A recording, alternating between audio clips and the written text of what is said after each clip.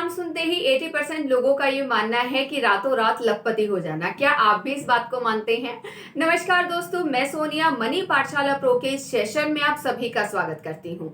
आज हम आईपीओ के बारे में डिटेल से डिस्कस करेंगे और जो आपकी उलझने हैं उन्हें हम दूर करने की पूरी कोशिश करेंगे।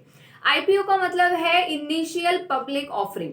कहने का मतलब एक ऐसी कंपनी जो जनता का सपोर्ट मांगती है, एक ऐसी कंपनी जो अपनी कंपनी के लिए पार्टनरशिप का ऑफर पब्लिक को प्रोवाइड करवाती है, एक ऐसी कंपनी जो खुद के अलावा ये चाहती है कि पब्लिक की भी उसमें हिस्सेदारी हो, पब्लिक की भी उसमें पार्टनरशिप हो, तो इसी के थ्रू वो आईपीओ लॉन्च करती है।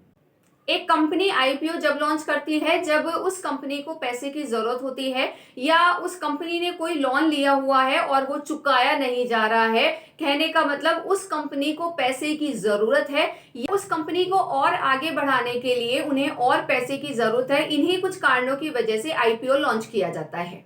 कहने का मतलब यूं समझिए कि एक कंपनी जो कि शेयर मार्केट के गेट पे खड़ी है और वो आईपीओ के थ्रू शेयर मार्केट के अंदर एंट्री लेना चाहती है।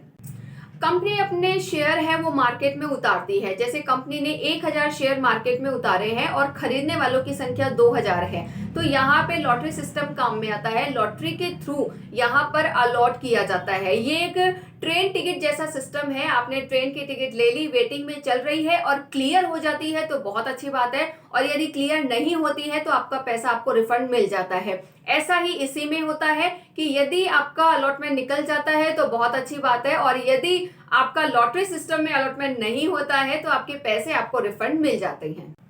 कंपनी जब तक शेयर मार्केट के बाहर रहती है तो वो प्राइवेट लिमिटेड होती है, और जब शेयर मार्केट के अंदर जब उस कंपनी की एंट्री होती है तो यहाँ प्राइवेट लिमिटेड से हटाकर पब्लिक लिमिटेड, कहने का मतलब लिमिटेड लगा दिया जाता है उस कंपनी के आगे। तो कहने का मतलब उस कंपनी की एंट्री शेयर मार्केट में हो जाती है। अब मैं रातों रात लखपति होने वाले पॉइंट पर बात करूंगी। आईपीओ में आप जितना चाहे उतना पैसा नहीं लगा सकते हैं। इसमें एक पैसे लगाने की एक लिमिट होती है। इसमें लॉट के जरिए पैसे लगाए जाते हैं। ज्यादा से ज्यादा आपका एक लॉट निकलता है और वो 12 से 15 हजार तक का होता है। तो कहने का मतलब 15 हजार से ज्यादा आप इसमें अमाउंट इन्वेस्ट नहीं कर सकते हैं। यदि आपका लॉट नहीं निकलता है तो आपको पैसे रिफंड हो जाते हैं, और यदि आपका लॉट निकल भी जाता है तो ज्यादा से ज्यादा 2 गुना या 3 गुना आपका अमाउंट हो जाता है। तो कहने का मतलब यदि 15 हजार आपने इन्वेस्ट किए हैं तो 30,000 या 45,000 तक आपकी ग्रोथ हो जाती है। मतलब आपकी जो पैसे की वैल्यू है वो 45,000 तक हो जाती है। तो यहाँ आप लखपति होने का जरिया ना देखें। यहाँ 15,000 से ज्यादा आप इन्वेस्ट कर नहीं सकते हैं। एक लॉट से ज्यादा आपको मुश्किल से नहीं मिल सकता है। तो यहाँ कुछ सीमित दायरों में ही जो कंपनी है वो लॉट करती है। अब हम बात करेंगे कि आईपीओ खरीदते समय हमें किन बातों का ध्यान रखना चाहिए। सबसे पहले मैं बात करूंगी कि जब भी आईपीओ लॉन्च होता है तो उसके स्टार्टिंग में आप उस शेयर को ना खरीदें। कुछ समय बाद आप खरीदने के लिए आगे बढ़े या फॉर्म फिल करने के लिए आगे बढ़े। इससे क्या होता है कि आपको ये पता चल जाएगा कि कितनी पब्लिक है वो उस कंपनी में इंटरेस्टेड है, या इस कंपनी की जो वैल्यू है वो कितनी आगे तक जा सकती है। आईपीओ लाने से पहले हर कंपनी को सेबी के पास में डीआरएचपी सबमिट करना होता है। कहने का मतलब रेड हेरिंग प्रोस्पेक्ट, जो कि सारी डॉक्यूमेंट्स और सारी जो हिस्ट्री होती है कंपनी की वो उसी के अंदर होती है। तो आपको क्या करना होगा, उस हिस्ट्री के बारे में आपको नॉलेज लेनी है। पहले उस हिस्ट्री के बारे में आपको जानना है, उसके जो डॉक्यूमेंट्स है उनके बारे में आपको पता लगाना है कि ये कंपनी कब तक चलेगी और इस कंपनी के जो प्रेजेंट टाइम में जो हालात हैं वो कैसे हैं, उन सब के बारे में आपको पता होना चाहिए।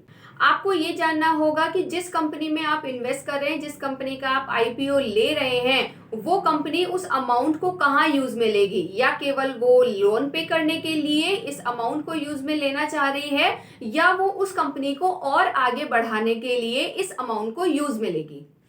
कंपनी के प्रेजेंट परफॉर्मेंस के बारे में आपको ध्यान रखना होगा। कंपनी क्या कर रही है और क्या करने वाली है, उसका कुछ नजरिया आपको देखना होगा। उसकी हिस्ट्री और उसकी प्रेजेंट टाइम की नॉलेज आपको लेनी होगी।